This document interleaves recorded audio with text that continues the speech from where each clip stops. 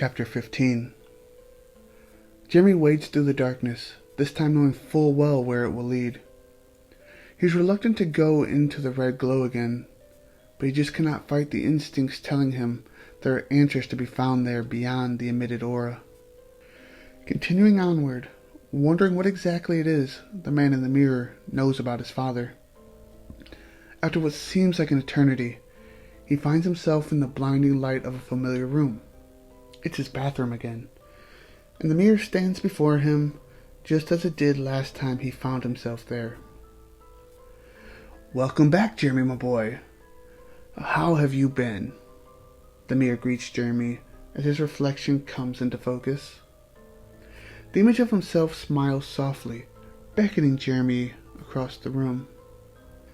"Last time I was here, you said you knew something about my father," Jeremy replies, ignoring the reflection's words. The reflection puts his hand up to his chin, rubbing his thumb and forefinger as his smile grows wider. Lowering one eyebrow, wrinkles above his nose appear, and he continues to speak again.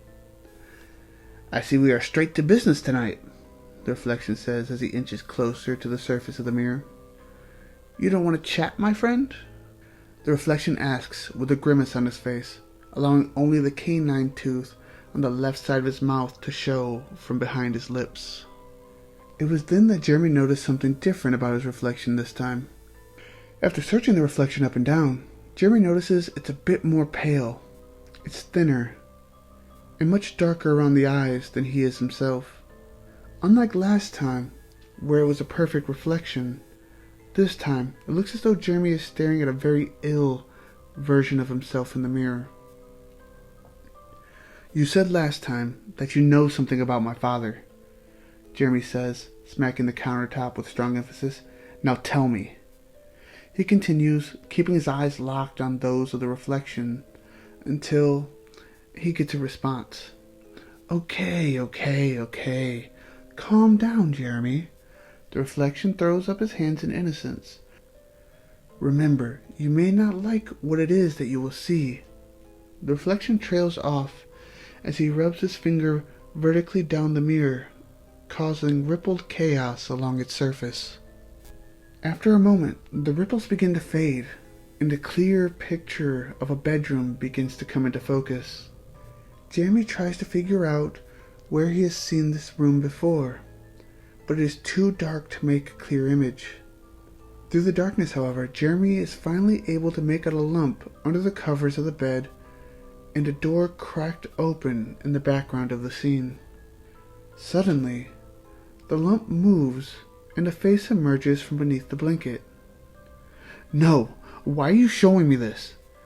Jeremy asks as he realizes this is the room of his friend Wilton Tyler. "You said you were going to show me my father. This is not my father at all," Jeremy screams while staring around the room he is in, seemingly searching for the reflection. "Just wait," replies the disembodied voice of the reflection. Just then, the door to Wilton Tyler's room begins to open, and a figure slowly makes its way inside. Jeremy cannot make out the figure well, but it seems to be wearing black pants, a black hooded sweatshirt. Creeping its way across the room, the figure stops at the foot of the first bed. Standing above it for a moment, looking down at Jeremy's sleeping friend. Taking a step around the foot of the bed and inching toward the headboard, the figure moves in tightly to the body lying under the covers.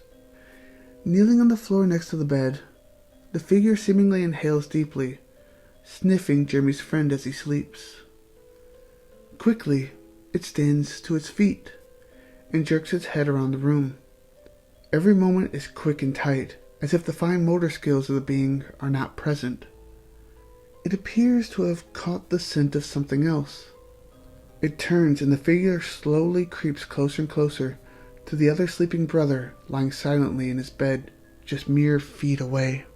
The dark figure raises one of his hands high above his head.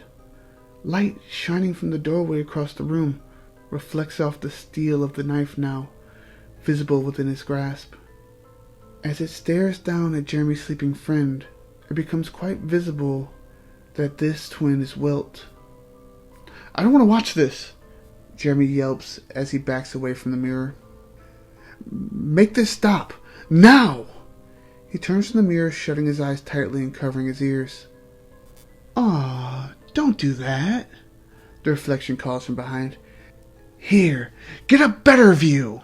It cries out as the sound of fingers snapping echoes through the bathroom, and everything around them goes completely black. When Jeremy opens his eyes, he notices that he is now kneeling down in Wilt and Tyler's room. He can hear a squishing, dripping, and clawing sound coming from behind him. An animal tearing at the remains of his victim comes to mind. Knowing he doesn't really want to, he slowly turns his head toward the frightening sounds. There he sees the figure ripping out Wilt's organs and continuously drawing on the wall with his blood. Jeremy trips backward in fear and tumbles awkwardly to the floor. As he stumbles to get to his feet, he notices the figure has stopped mutilating Wilt's body and has begun to turn his head in Jeremy's direction. Jeremy's heart stops when he notices the face hidden under the hood of the murderous figure. Not knowing if he should believe what he sees, he tells himself it isn't true. The eyes staring directly into his own belong to none other than his own deceased father, peeking through the shadow of the black hood. Jeremy's face twists in terror as he vigorously crawls backward to get away from the figure, his father. The figure stands and begins to walk toward him slowly, his pace matching the pounding heartbeat that Jeremy can hear in his own ears. Knife still in hand, the murderer flicks blood from the blade and onto the floor. Jeremy continues to try to escape till he abruptly reaches the end of the floor, falling backward over the edge and into the darkness. Thank you for listening. If you're enjoying the story and how it's going, please subscribe so you can get every chapter as it comes through. Discuss in the comments, plot threads, and where you think the story's going. Share with anybody you think might find it interesting. Until then, I'll see you next video.